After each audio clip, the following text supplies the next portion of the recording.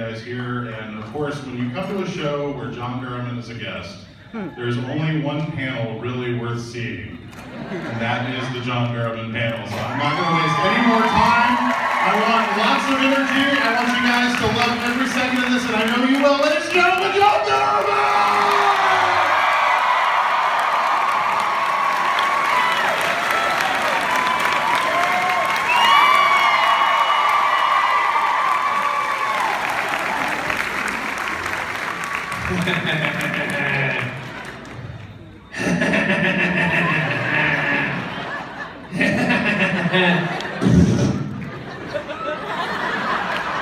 You're in for so much trouble.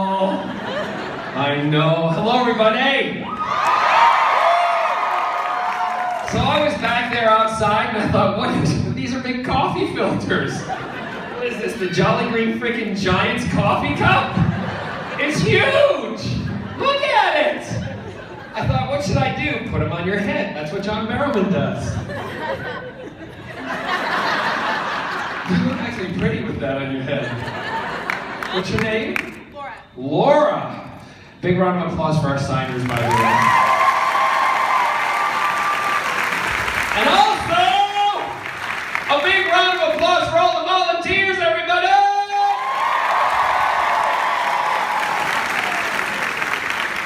Especially the ones in kilts with no underwear on!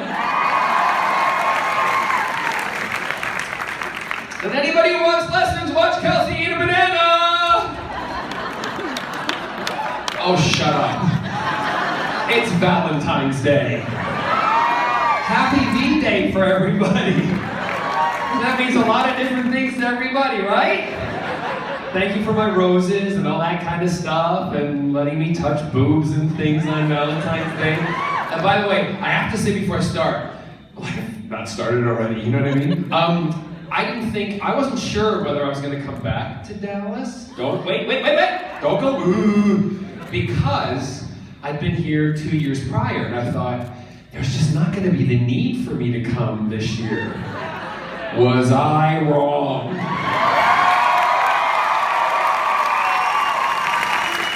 I am totally overwhelmed. I did not realize the amount of people that would come in my line. Don't go there.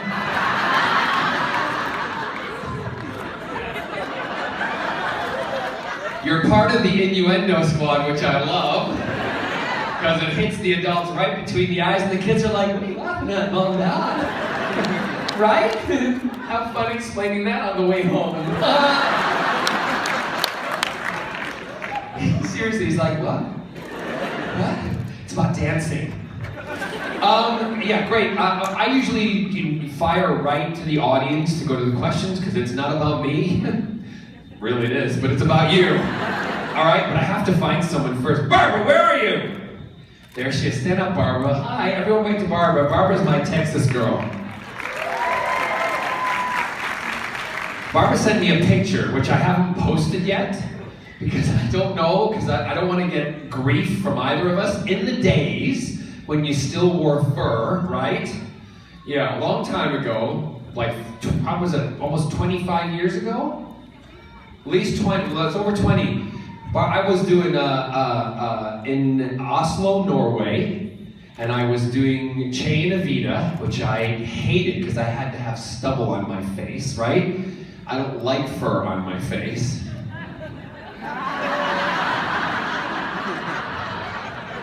Well,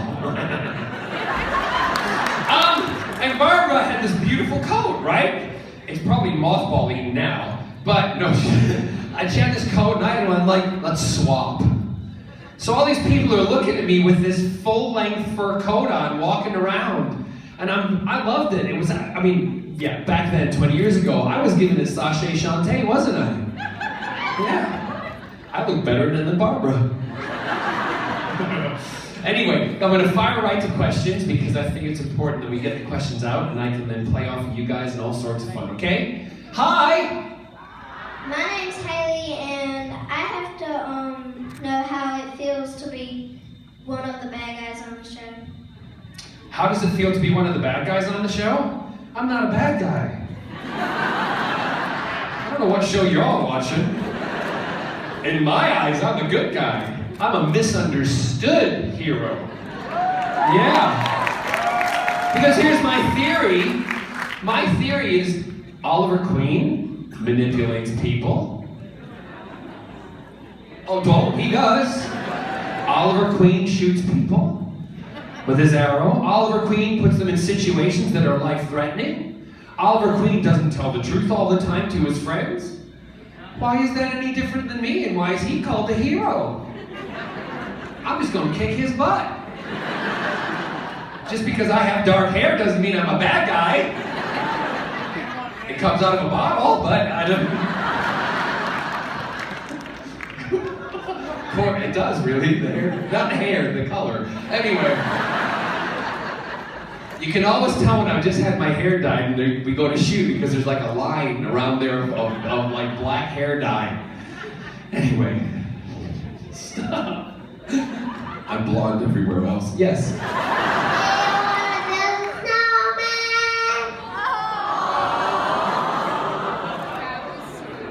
Hi, Anna.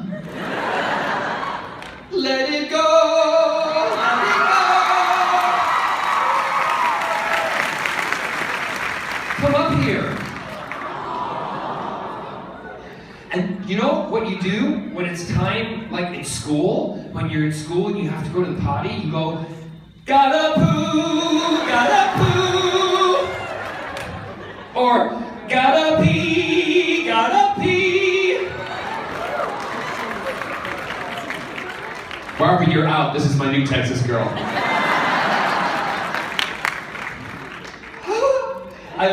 The thing I love about kids is the blatant display of excitement. Whoa! Yeah? What's your name? Zoe. Zoe. Do you know I had a rabbit called Zoe Ziegfeld Pasha? I was so gay.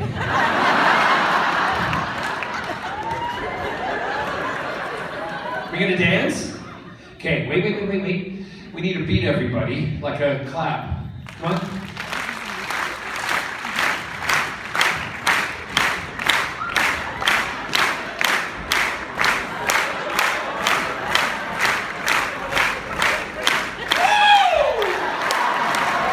Here, can you sing? Okay, I want you to sing. Would you sing Let It Go? Here we go. Let it go. Let it go.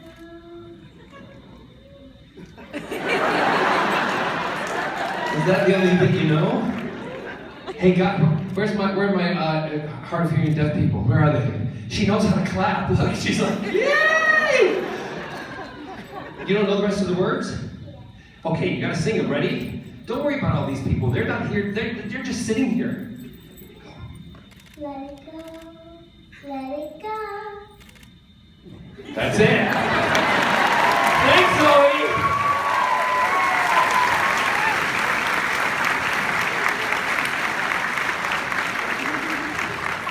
Anybody got any eggs to spare, send them to my house, all right? Sorry, Barbara. I said to Scott, he said, when are you gonna bring me back for Valentine's Day? I said, might be a kid. He went, well, don't know how you're gonna do that. I said, times have changed, hon. I can just whip one up overnight. When we do this in my house, it means something very different.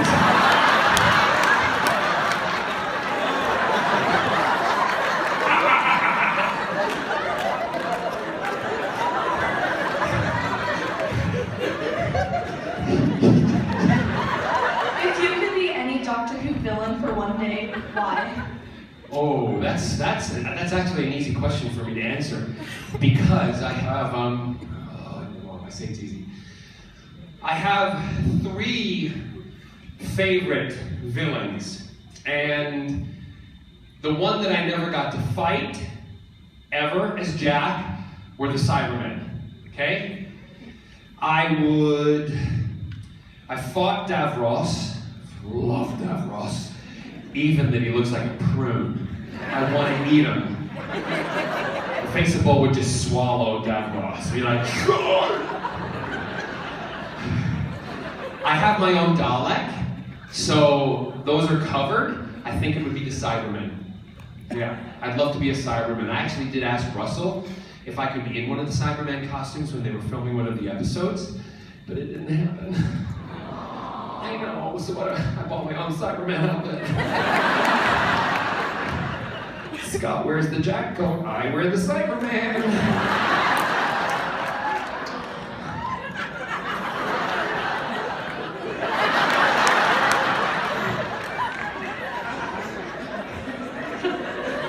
How come you got this gig?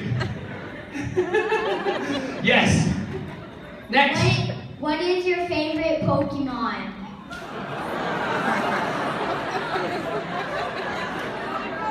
Thank God I know them. Listen, I'm a traditionalist. It's gotta be Pikachu. Gotta be Pikachu. What's your favorite? Don't give that kid the microphone back.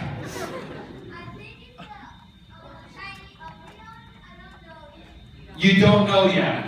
I love the fact that you're a Pokemon lover, but you're just undecided. Kind of like a lot of people in the election right now, right? Like, we're voting for Pokemon this election, I'm telling you. Wouldn't it be a lot easier? Hello, everybody. I'm President Pokemon! So, the shiny one.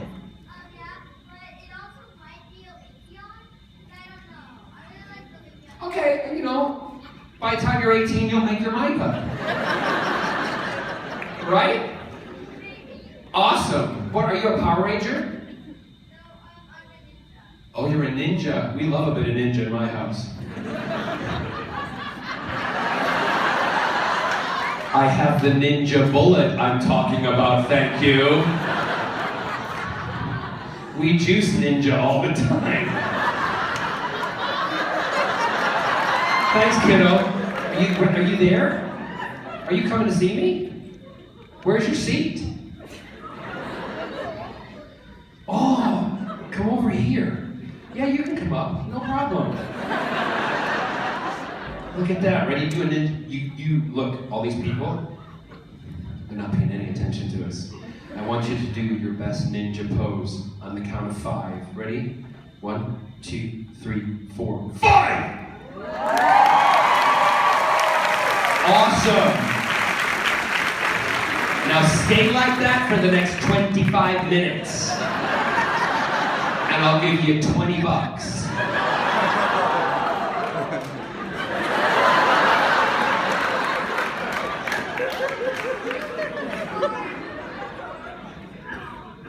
Here you go anyway, look, there's $20.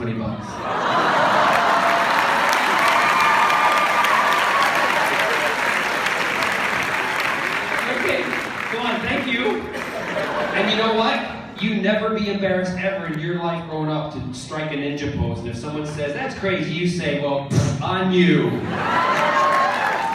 And if they're deaf, you do it like this. See you later.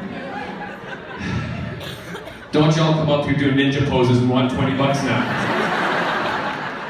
This side, yes. Alright, so I'm gonna do my question in a faux Scottish accent so you can make fun of me.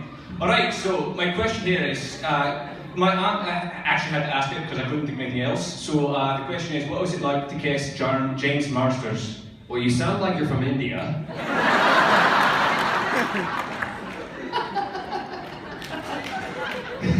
James Marsters was lovely to kiss. He really was. I think I've told this story before here, haven't I? Tell it again! Shut up over there, Blondie! Are you in the TARDIS outfit? You took it off? Oh, you never had it? No. Okay, the wrong person then, so shut up. James was very nervous on the day we shot that scene. You all know the scene we're talking about where Captain John and Captain Jack meet in Torchwood and it's like a spaghetti western scene. They're walking towards each other, all cool. Can't wait till you sign this one. And they walk up to each other and they go, and kiss, right? But you don't expect it. You don't realize that they are partners, and not only in crime, but in other things. So we're doing this scene, James very nervous, okay? And I'm probably one of the easiest guys to work with, okay? said to him, it's okay, everything's fine. To make it look real, I usually do an open mouth kiss with no tongues. And he's like, okay, that's cool. I'm like, because all this Hollywood kissing of fake. All right? So he says, okay, fine. So I walked up, but before I did it, I said to the camera guys and everybody, the director, can you keep doing it over and over again till I tell you to stop? And they're like, why? And I'm like, why? It's Spike.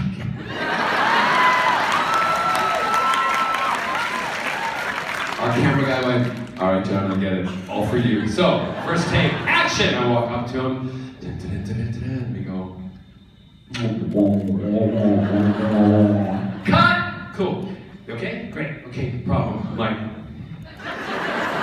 walk back, and James walks over to his girlfriend who's sitting down, who's now his wife, sitting down there, and he goes, kisses her. Kind of reaffirm his masculinity. And the director goes, we're gonna go again, and action! I walk over.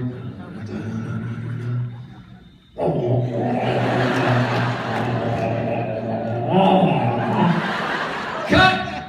You okay? Great. James. Me.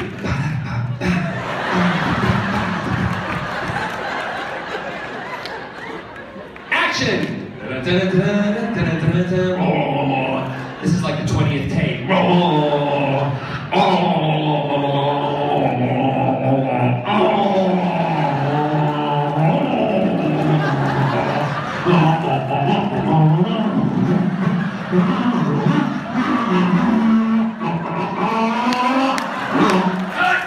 You okay? Good. James.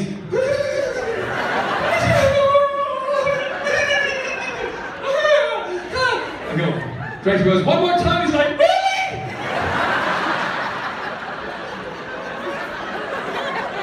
Like, yeah, you got a problem? The next day, we did that. After we finished that sequence, he came up to me. He's like, dude, great stuff yesterday, but my face is chafed. He said, I didn't realize when you're kissing a man, men don't think of this who don't kiss men. You got stubble to deal with.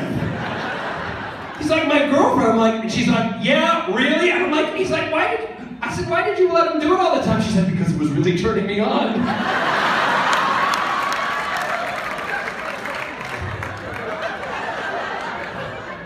Glad I could help. They got married. Yes, that side. So if Oliver Queen was on fire and you had a glass of water, as Malcolm Merlin... I'd drink it.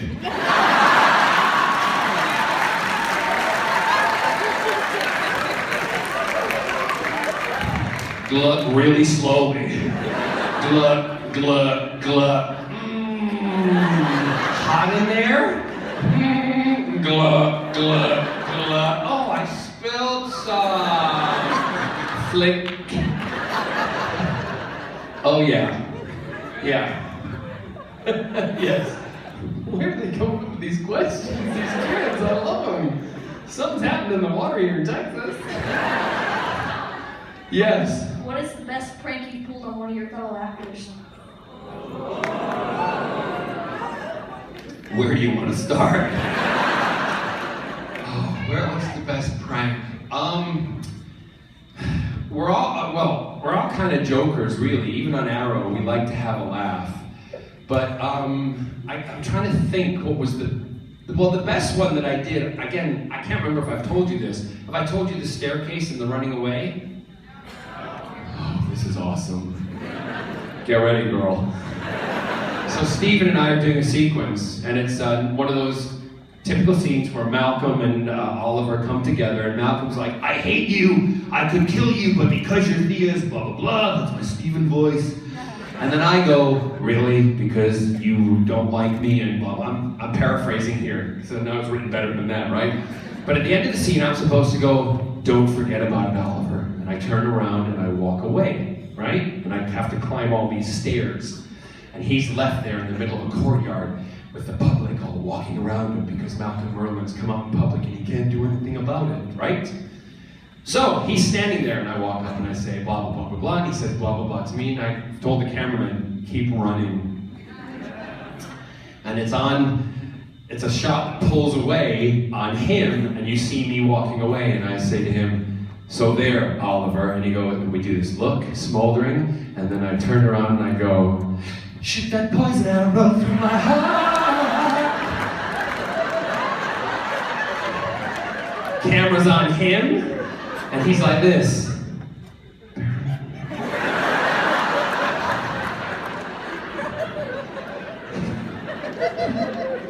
There's a really good one. Oh, we're switching now. She's exhausted. Just you wait, honey. This is...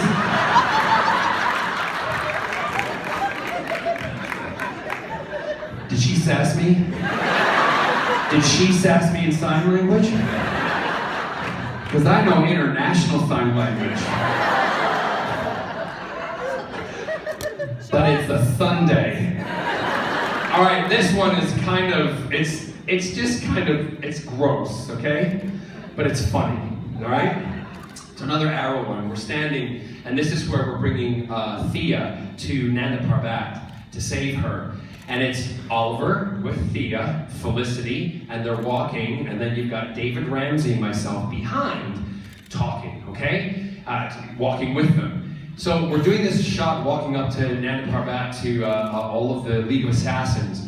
And we're doing the shot, and they've done our coverage. It's now on Steven with all the dialogue. And I have gas. Okay? I have gas. The camera's not on me, so we're walking, and I'm walking with Ramsey, and I'm giving it all Malcolm Merlin face, and I go, "David." He's like, "What?" I said, "David, I gotta fart." And David, do it.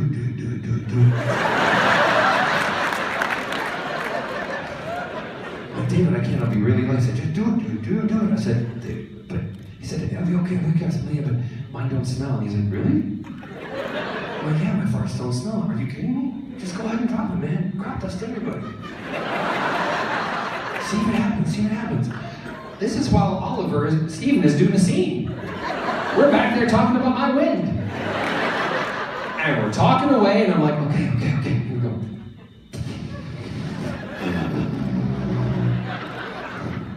Didn't go,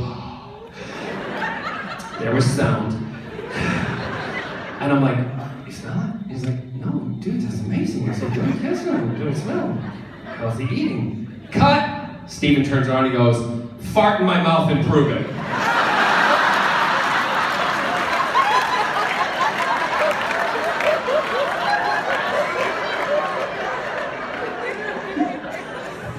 I heard everything. While he was delivering like a half-page speech, he heard the whole conversation. Were we that loud? Were you that loud?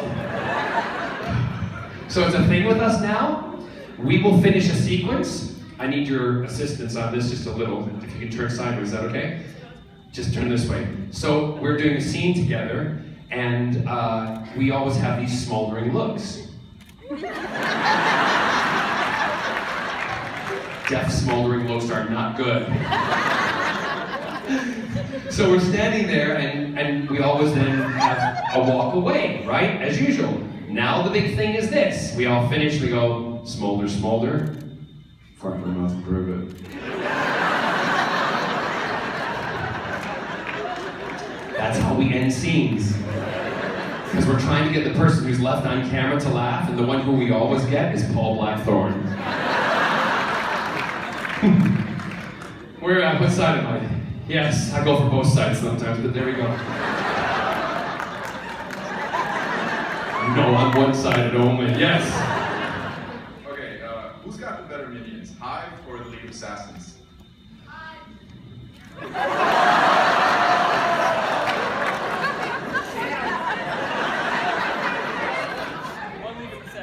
What? The best minions. I have to say League, because Hive would never sacrifice themselves for their leader. The League would. Hive, I have to be careful what I'm going to say here because I might give stuff away.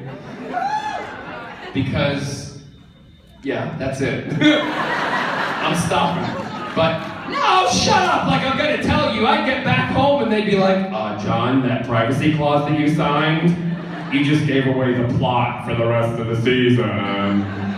No, I would say League of Assassins are better names because they would sacrifice themselves for their leader, for Raish or Raz, whichever you want to say, because again, it doesn't matter. But if they that's the other thing, if you want to insult Raish, you call him Raz.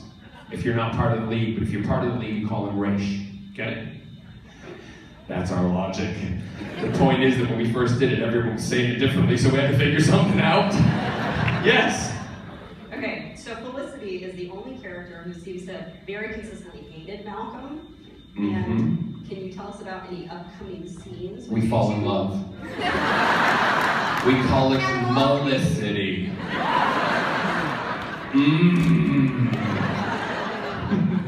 No, I can't. But that's the one thing I love about with Felicity and Malcolm. When they're ever in a sequence, she'll give it to him. She'll just tell him as it is.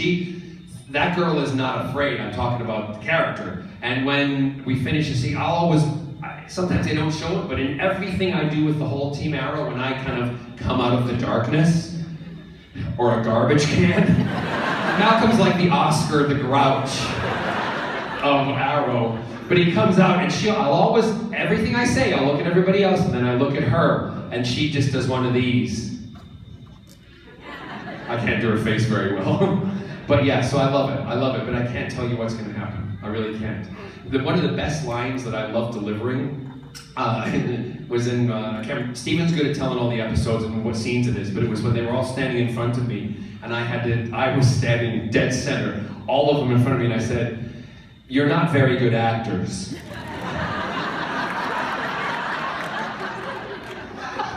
I walked away, David Ramsey went, "You meant that." And then the one that everybody thinks was an ad-lib, wasn't an ad-lib. "Oliver, you're very handsome, but not exceptionally bright." They wrote it. And when they wrote it actually, "You're pretty," and I'm like, I cannot tell him he's pretty. No.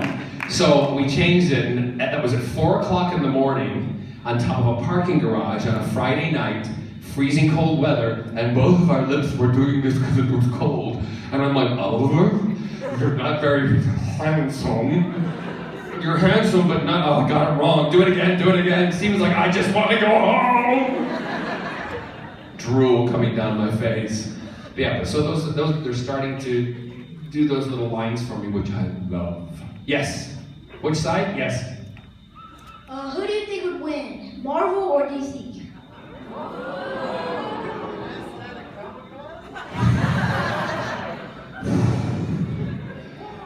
Dude, that would be a war in this room.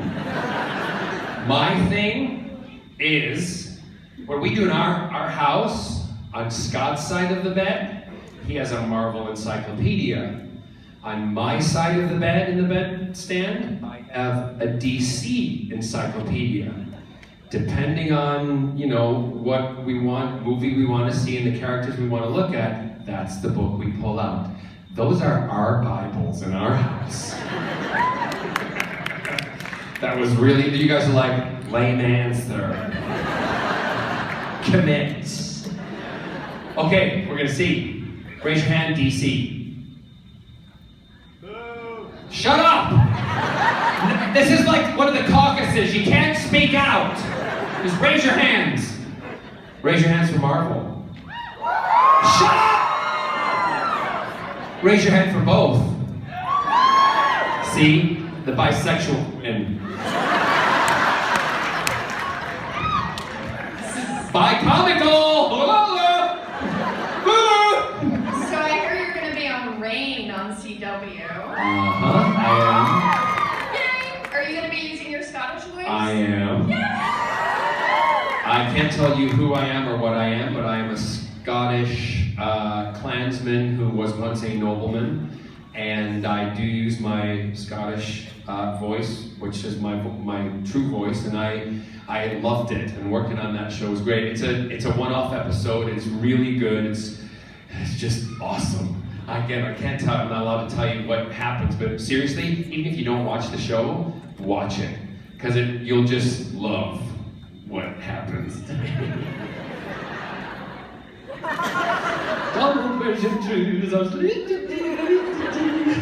Yes. Hi, big fan over here. Thank you. Just a question. If you had your own TV show and you had to choose your sidekick from... I've had my own TV show. Where were you years ago? Sorry, a second TV show. Of course, we cannot get Torchwood. If you had to choose a sidekick from between the Green Arrow and the Doctor, who would you choose? That's not fair. I'd have both of them because I'm greedy. I'd have Oliver Queen and the 10th Doctor because between them it's about 22 inches.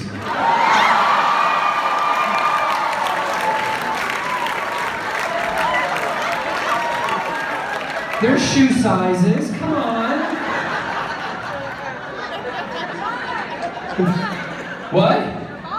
I'm buying? Oh, yes. Yes. Okay, so you were late here because Oh, you no, were wait, filming? sorry, question. I keep forgetting, I told you guys I would come over and do questions. Sorry, I'll do 1 second, just bear with me. From our anybody here have any questions? Yes. Yes. If you recall back to Doctor Who, do you think they would finish the Jack Harkness to Face of Bow? I have no idea, but I do know that we. I like to think I've figured it out how it happened, and it's in a speech that Jack does to somebody, and he describes all the ways that he has died, and he says in there, I've done this, I've done that, javelin through the heart, haven't done this. And I think that's how his body gets separated. The body's got to be somewhere because he does come together, right? Like glue. So yeah. Any other guys have? No? No? Okay, great, fine, cool. I just wanted to check. Yes. Okay, so you were late because you were filming, so I think... I wasn't late. This is what the con didn't do. I did tell everybody I was not scheduled to come here till 2 o'clock in the afternoon, 2 or 2:30. That's why, because I was filming on the Friday, so I was not late. I still think we should get a little bit of a teaser, unless you aren't here. Of what? Whatever you were filming. I was filming Arrow. I can't give you a teaser. I know you guys keep asking that, but like, what am I going to tell you? Who's in the credits? Everybody dies. Except me, and it's called Merlin now. Speaking of, is anybody reading a comic? Yeah. 2 people, thanks a lot, everybody. My sister and I are now DC comic book writers, and we write the Merlin comic book for DC. And it's available digitally online. It's 99 cents, right? It's available digitally online, and then in 12 weeks, I think it's 12 to 14 weeks, it will come out as a full comic and hardcover or whatever the cover they put it in. But it's awesome because we have been asked to create the canon, the backstory for Malcolm Merlin, which is wicked because I really am living him now. Not really. But you know, it's really awesome for me as a fan to create the backstory and the history of my character. And it will, this is what's really, you'll understand this is like a geek like me. It will always be that story. Forever. Even if you do like Marvel. Yes, that side. Hi. my Hi. We all know that you're great friends with David Tennant. Have you watched Jessica Jones? And if so, how do you think... I haven't. Oh. I haven't. Shut up. I'm working. When I'm on a plane, I like to try and get some sleep. I've got it on my iPad, so I am going to catch up on it, so I can't comment on it. But anything David does is awesome. Trust me. Hi, my name is Caroline, and what's the craziest thing a fan has done for you?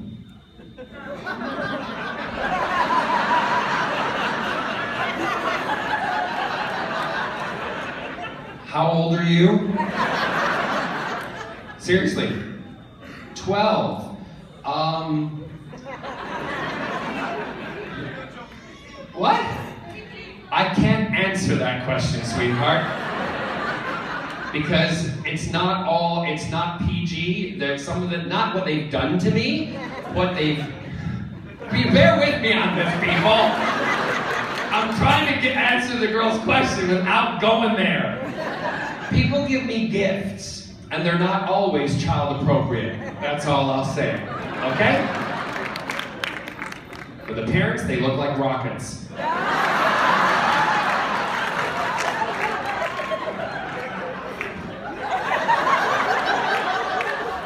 Good Lord.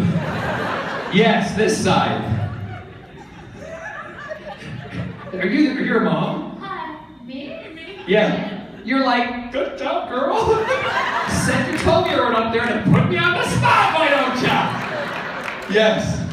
I have a question for you. Hi. Hi. Nice seeing you. Nice seeing you too. I can't really, but Do you still get nervous when singing or performing in large audiences? yes. I don't get nervous in things like this because I know you're not here to judge me. I know you're here to celebrate with me, as I'm here to celebrate with you. When I do my concert tours, we invited critics the first year to my concerts, and they didn't comment about anything. All they said was, we don't understand why women like him because he's gay. So you know what I thought? We're not inviting critics anymore. Because if they can't say anything constructive, I don't want them in the audience. And my critics are you guys, right?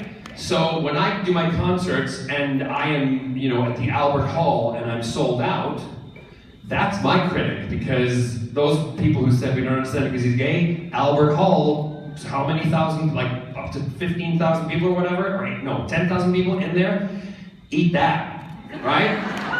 I sell out, and that's the biggest compliment to me. So what makes me nervous sometimes is when I'm doing something new, to see how it's received by people. That's when it's a little nerve-wracking. I'm actually more nervous when I perform to small groups of people, because it's much more intimate. And like if I'm doing a cabaret, you're right there, you're right next to me, so if my nose runs, you can see it. And then you don't want in the middle of the song to go, because they'll be like, ooh, John Barrowman, ooh, what's he sniffing? I'm telling you, things like that could be like, John Barrowman's sniffing on stage, I don't know what's the matter, treat, send. Twitterdom! So yeah, it's more nerve-wracking because it's more intimate, you expose yourself more, stop it, on stage to a smaller audience. Thank you. Hi, John. Yes? My name's Kate. Hi, Kate. Hi. I just wanted to let you know that I came here today to spend some time with you. And today is Valentine's Day. It's also my birthday, and I just wanted you to know that I really love your acting and I love your singing. And you can compliment me all you want. I ain't singing happy birthday to you. Okay, I'm not singing happy birthday. Maybe I'm kidding! Shut up! I just wanted to know that, what's the best Valentine's Day present you ever got?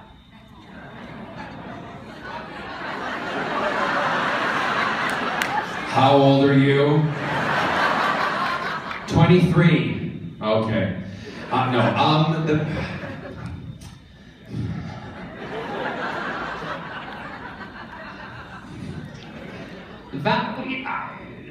a romantic, but Scott says I'm not.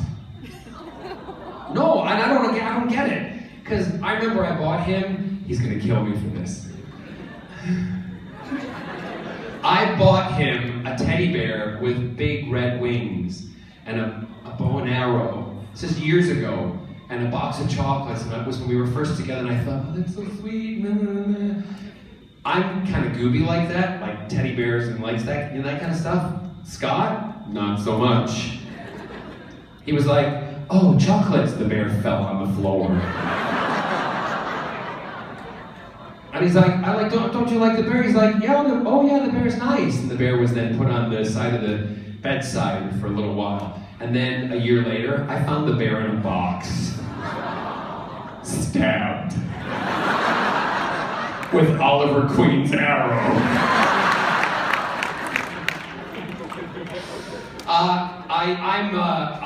That's the kind of thing, you know, chocolates and all that. I'm not really the kind of, I've never had strange Valentine's gifts. I've not really had the best or the worst, because Valentine's Day to me is more about being with the person, yeah? And you get what I'm saying? Before I'm not gonna go any further with that one. Basically, every other night is a Valentine's Day for me. I wish. No, I wish. After 40. Friday night, hello. If you're lucky.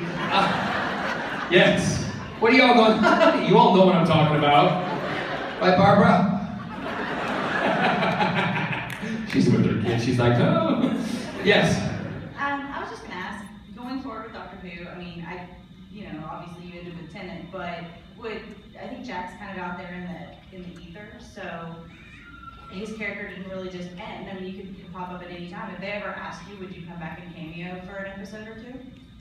I've always said, if I was asked to come back as Captain Jack, I would do it at the drop of a hat, because Jack changed my life. And also, I know that the Arrow producers, Andrew and Mark and Greg Berlanti, they all were big fans. That's why I am on Arrow. They were fans of Doctor Who and Torchwood and Captain Jack. And I would, but they didn't ask. So everybody, when they tweet and text me and say, when are you coming back? Why don't you do this? It just wouldn't look right for me to go, I would like to come. Do you know what I mean? But I have to leave that up to you guys. In fact, there was a time that the BBC actually asked my manager to have people stop texting and tweeting them or sending letters to have me back. So they know that people wanted it, but Chris Chibnall now is in charge, and you guys, he's on Twitter.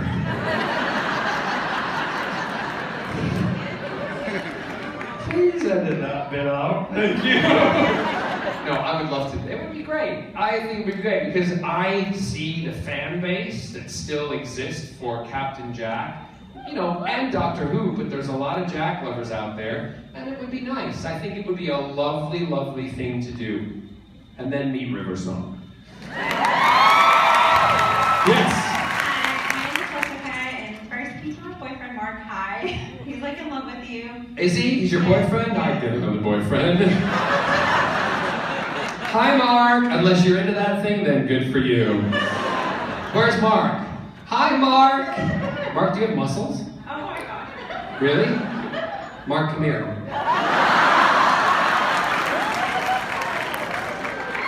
You can have a feel too, girl. Because you have to tell how it feels.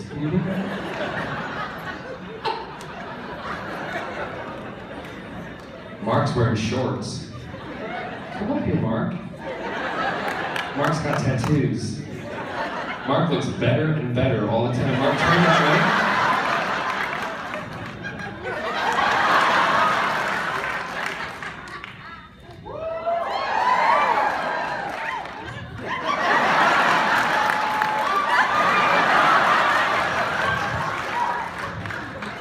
Flex again, baby. There you go.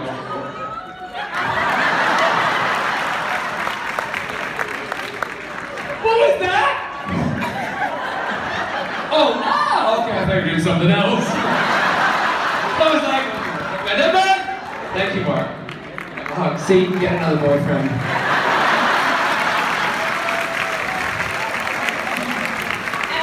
And the question is?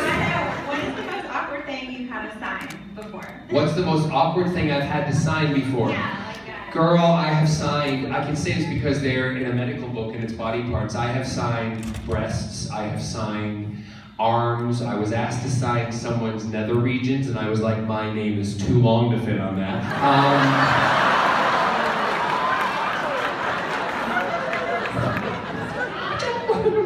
Pikachu!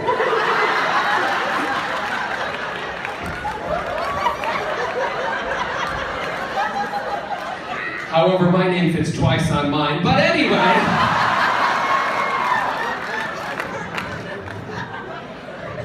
Isn't that so funny, sweetheart? I know. You're like, Mom, stop laughing. I forgot what that question was, but I've been asked to sign it. In fact, a lot of people have tattoos of my autograph, which is great, but I always have to tell them that they're not going to do anything illegal with it. like copy checks. And my name's signed on it, you know what I mean? Yes. Hi, I'm Anastasia, and I want to know, out of all the characters you played, what was your favorite? And I never answer favorite questions because if I do, I'm stuck with it. I can never, I would not be allowed to change my mind because I know how we are with fans. You said in Dallas that your favorite was, oh, you can't change mine now. Yeah, so I don't, but I love every role I've ever played.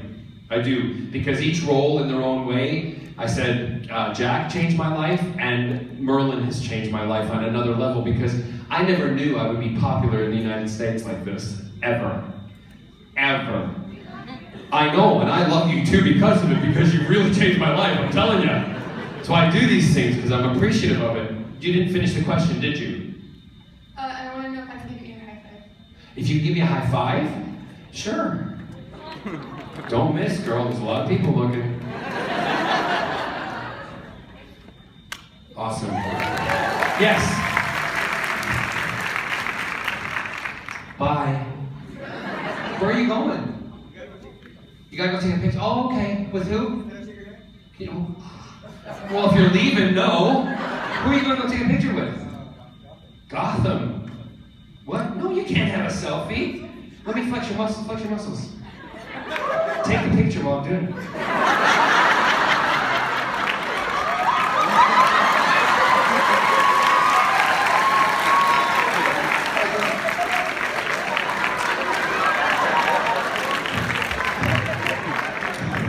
Yes. Oh, yes, this side. I love it. Have fun with Gotham. They all have bad breath. Anyway.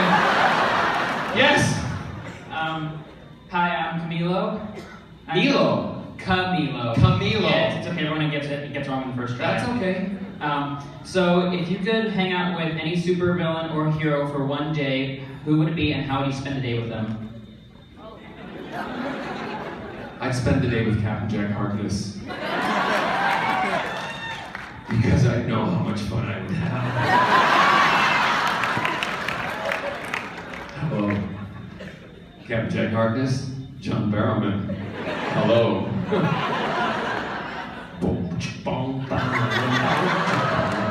Yes. Hi, my Hi. name is Elizabeth. Hi, Elizabeth. And I was wondering, would you name your future kids after a character you played? No. Can you imagine? It's bad enough I'm in the park with my dog and I'm going, Captain Jack! Captain Jack! Captain Jack! And I've got people in the dog park, they'll come over to me going, why are you shouting for yourself, John? Because I have a dog named Captain Jack.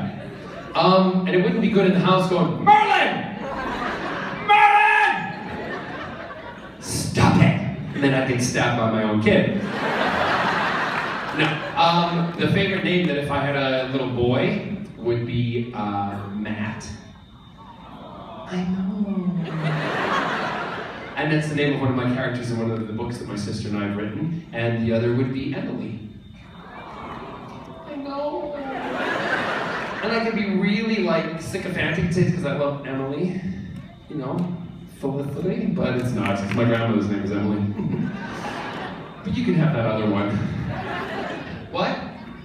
Emily's your name. Come on, I'll take you home. You'd have fun at my house. Swimming pool dogs, I'll let you walk around the house in that outfit. It's cosplay every day. You never know who's gonna vacuum the floor. One day it's the doctor, the next day it's Captain Jack Harkness, then the other day it's a drag queen, but don't worry about that. The many faces of me. Scott's like, are you vacuuming today? I'm like, yeah, Superman. Come on, a Superman outfit. Oh yeah, I'm crazy. Yes, what are you putting your hand up for? How about you they're gonna fight over who comes to my house. No, don't fight, girls! If you're gonna, well, they're not, I was gonna say, if you're gonna fight, I'll put some mud down, we'll make some money, but they're underage. Never mind. See, my brain fires like, boo boo, and it just comes out, yes. Hi, what is your most embarrassing moment? You really wanna know? You really wanna know? have two. One of them is not so funny. One of them is when I was on Scandal, and I was playing a role on Scandal. I was doing the first year of Arrow. I'd been up all night filming. It was 6 o'clock in the morning. We finished. I went to the airport, caught a flight, flew to LA, went into a wardrobe fitting, then went right to set. From there, with about 8 pages of dialogue. And I always know what I'm saying. I'm one of those people. I learn it. But because I was fatigued, I wasn't prepared for what was about to happen. My body and my brain kind of just shut down, and I was talking for hours, and I was mortified. And it's never happened to me, and I always vowed from that point, that's embarrassing, because all these people on the crew are waiting, and they're like, don't know his lines. I do know my lines, I'm exhausted. So I now have enough time between doing stuff that I can have a rest, so that I can be prepared. Like when I went to do Rain, I was quick, slick. The other thing that happened to me that's embarrassing, I was working in a place called Opryland, USA, in Nashville, Tennessee. And I was doing, you're gonna love this one. I was doing a show called I Hear America Singing Its Song, the American Songbook. Welcome, everybody. I'm John Barrowman, and I feel a song coming on, and I'm warning ya, it's a victorious, and I had to fart. Happy and glorious new strain. A song coming on. I'm wearing white with a blue vest. It's the mid-80s, right? And it's polyester. And I'm warning you, it's a victorious, happy and glorious. What's so warm in my pants? The song coming on. Oh my God, I just pooped my pants. Diarrhea on stage, seriously. But true professional, I keep singing. I feel the song. I'm kicking it. It's going down my leg. Coming on, and I'm warning you. And all of a sudden I see this woman in the front row going, is it raining? Ooh, acid rain. I'm kicking poo on the audience. Keep going. Music straight. Cause I feel the song coming on. Kick, boom, yeah. Oh.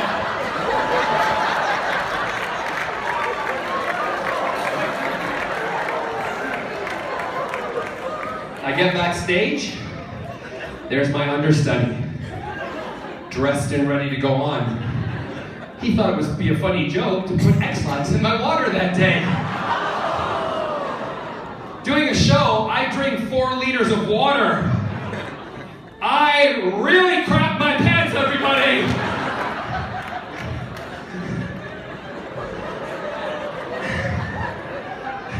So now you know. Yes. Hi, I'm Lauren. Hi, Lauren. And I was wondering what it was like the first time you kissed someone on stage. What it was like? I mean, it was real, but it wasn't real. Does that make sense? I've never been afraid to kiss people in that situation. I don't like people just coming up and kissing me because I have a thing about people touching my face, so I really have to put myself into the person that I'm playing, so when I'm kissing them, it's not me kissing. This is sounding really like I need a psychiatrist right now. So it's very different from the way I kiss my husband, right? Sometimes, depending on who I'm kissing.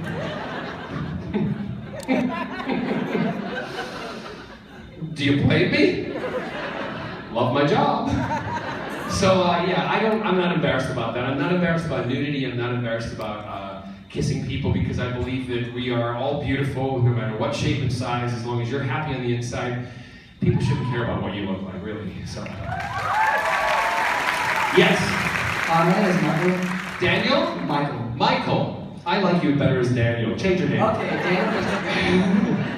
What would it be like if Jack joined the Arrow?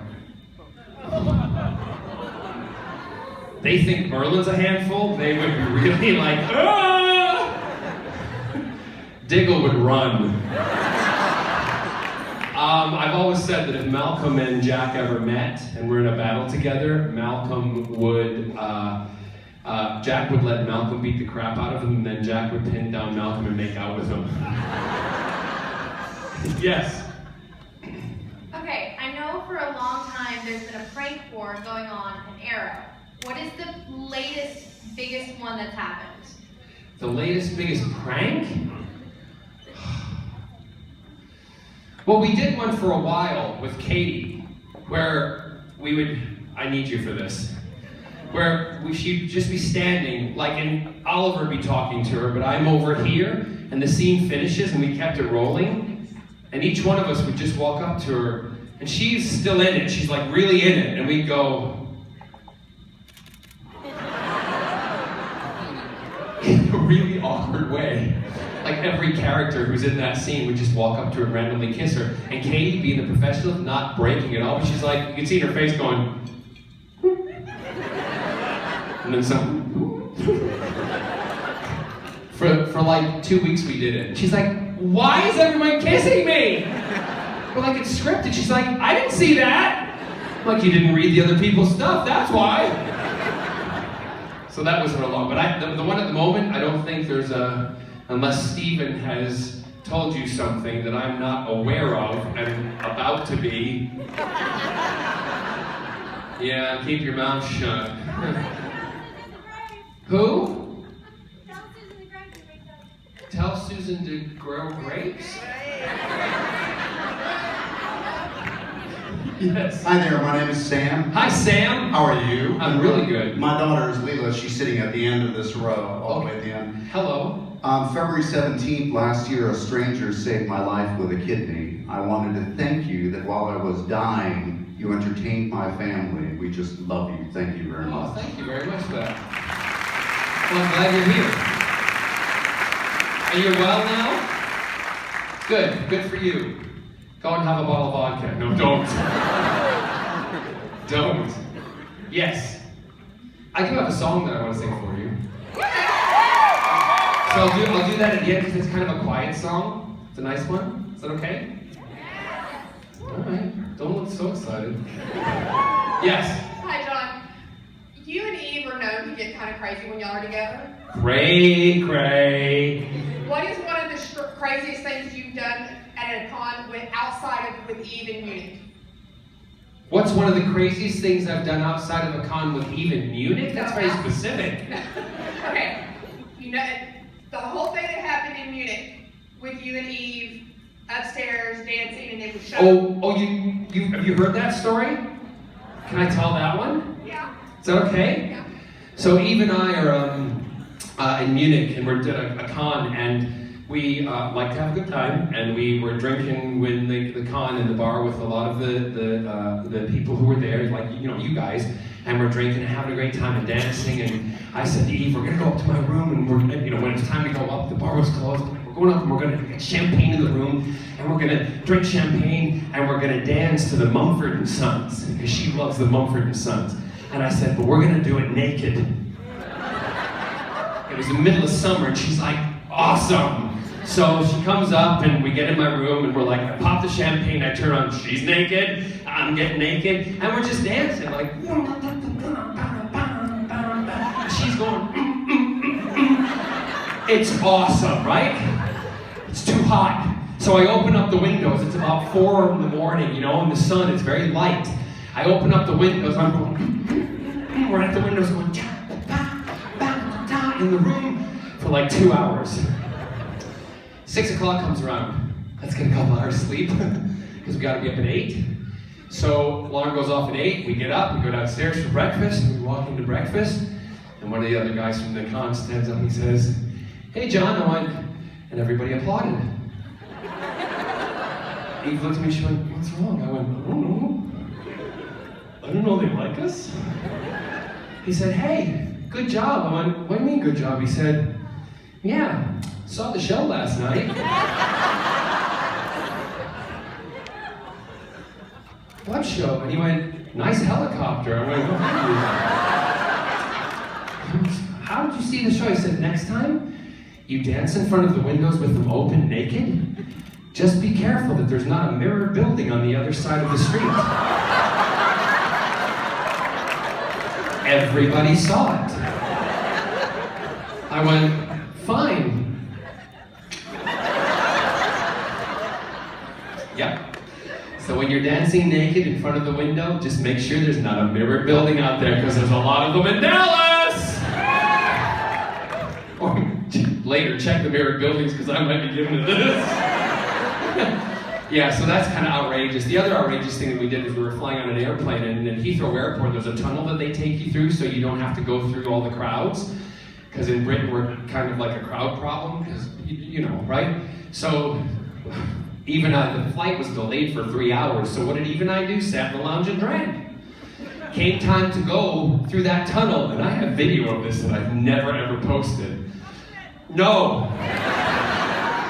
The woman from British Airways is going, Mr. Barrowman, Miss Miles, the plane's down this way, and she turns around. Eve and I are on the ground in a half-mile tunnel under Heathrow Airport doing this.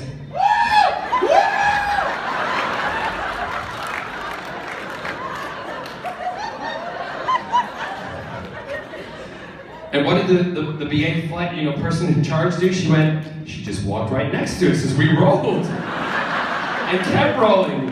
And then we finished at the bottom. We did the whole quarter mile or half mile rolling, and then she stopped and she went, and we stood up and we went, woo! And she said, you might want to calm down before you get on the aircraft. I said, do they have vodka? She said, yes. I'm like, put us on the plane. That was where I put a scarf around my head and I started dancing up and down the aisle as Sasha Fabuloso. And going to people going, would you like some coffee? Would you like some tea? Or would you like a taste of me? And the head flight attendant came up to us, she went, Mr. Barrowman, you have to sit down, you're frightening the other passengers. And I went, me? I went, I am not Mr. Barrowman, I am Sasha Fabuloso. And Eve, Ginny, sit down! Yes. Anyone else? Oh, This will be our last question. okay, then I'll sing for you. Our Is that all right? Yep, great. Yes, I just wanted to know, how did you feel when you recently, it was on the news in the BBC, when you experienced how it was to be deaf, you got those ear molds and you walked around. How did it feel yourself? Was it awkward, or what was your experience? My experience was very interesting because of for those of you who don't know, I'm part of a big charity in the UK that is Hearing Dogs for Deaf People. We provide dogs to help deaf people to things you don't think about. Hear the phone ring, doorbells, fire alarms, light switches, all that, and everything the dogs can do. It was interesting for me because even with the stuff in my ears, I was not 100% deaf. I could still have if you all put your hands over your ears at the moment and press really hard, right? And you feel that sound when you talk to yourself, that kind of muffled. It was that times 100, okay? So there was still a tiny element, but people in my life who knew me during the day started treating me like I was stupid, like I was a kid. Right? And I'm a producer of TV shows in the UK with my business partner. And I was trying to explain something to the cameraman who was filming us, and he actually looked at me and he went, sit down, I'll explain it. I was like, oh, you're not getting your 10% this month. People actually, so being deaf without the dog made people treat me very differently, because people don't realize when you're deaf you have to look at each other because you might lip read, so you have to really look and make eye contact. But when I got the dog, people were so friendly. It changed everything. And people were coming to help me. I had the hottest guys helping me across the street. Right? And it was a complete game changer. It was something that I learned a lot about. I learned a lot because I spoke to other deaf people that said they feel alienated at times. They feel it's very hard to be communicative to other people who don't really listen. That sounds stupid, doesn't it? You think, how can you listen to a deaf person? But you can. You just watch them. You listen with your eyes. So, as a result of that, I also wrote the character in one of my sister's books that we write together, myself and my sister. Our most communicative character in the book, his name is Zach, and he's deaf. And you don't know he's deaf in the book because all of a sudden you're reading it and he talks to the other kids through telepathy, but then all of a sudden in one chapter we go, Matt signed, and you're like, whoa, he's deaf. Because we didn't want to make his deafness, we didn't want his deafness to define him. We wanted you to like him as a character first, and then find out he was deaf, right? So that was what was important to us. But thank you for asking that. It was a great experience for me. Real quick, just a second question, real quick. Who would you think would win in a fight, Green Arrow or Hawkeye?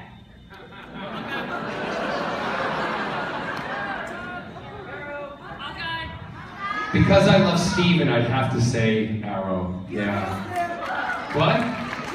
Of course I kissed him, and don't be jealous. He's a great kisser. Listen, I'm just going to close with singing this really nice little song. First of all, I just want to say thank you very much because you guys, you know this. I come here, I love you. I love the fact that you like what I do. You support me. You make my life awesome. And I just want to say thank you. We'll close with this song. Is that all right? Great. We're gonna do, this is if we could do, it's called 1,000 Years, but 1 second. Scott and I, when we got married, the thing that was the most beautiful thing for us, we went to the court in Riverside County, and we got married there. But when we were there were all these other guys and ladies there, but they were all in the age bracket from about 65 to 80 years old. And we witnessed a lot of their weddings for them. And the thing that touched me the most was an older gentleman who came up to me and he said, I'm 84 and my partner Steven is 80, and we never thought that in our lifetime that we would ever be accepted, and this is the most glorious day of our life, and tears were coming down his face. And he said that I can finally show my love for my partner of 30, 40 years and be proud of it. So I recorded this song that no one should ever tell you who you can, whoever you are, or cannot love. Here we go.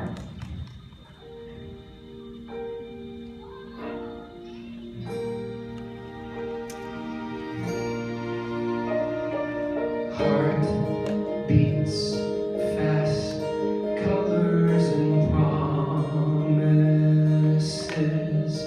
How to be brave, how can I love when I'm afraid to fall, watching you stand alone. All of my doubt suddenly goes away somehow. One step closer. I have died every day waiting for you. Darling, don't be afraid. I have loved you for 1,000 years. I've loved you for 1,000 more.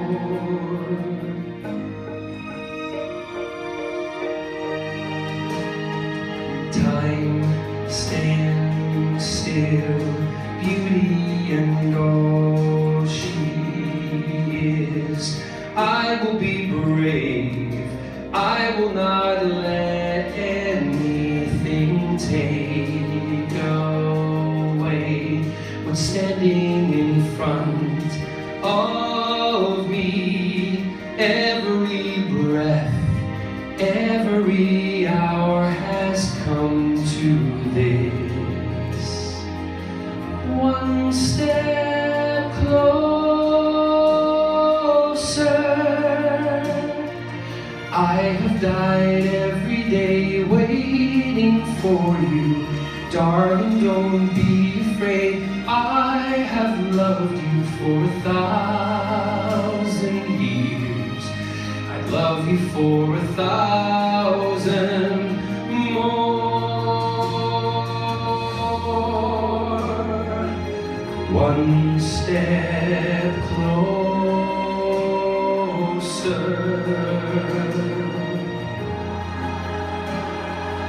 One step closer.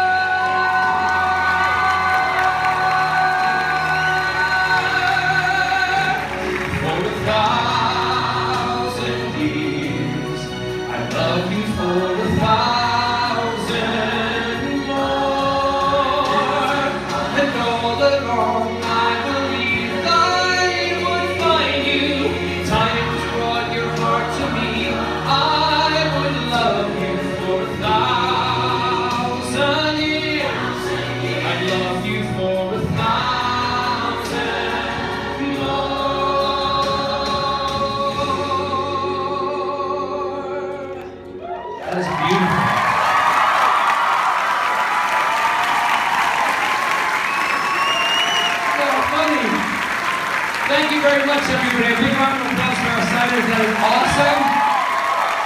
Thank you. I love you all. I'm going to go back inside for an hour if you're here. Come and see me. Love you. Bye-bye. Thanks, Dallas.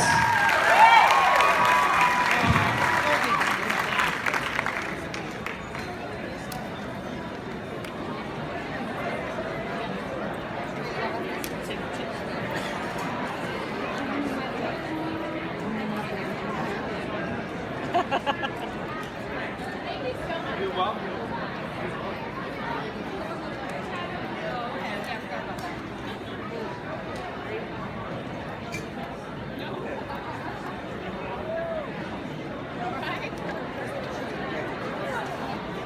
I'm like shaking. I'm like a ball too. Like yes. I know we were like 2 reasons off the side. She knows what's wrong, but yeah, it's just really, really emotional. Like to have him singing like right here. Yeah. Like.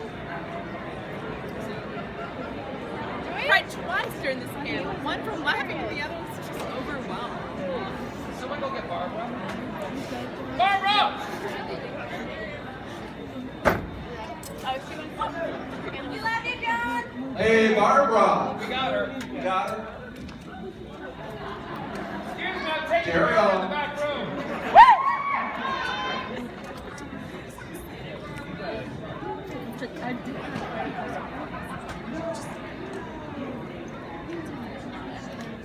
Good.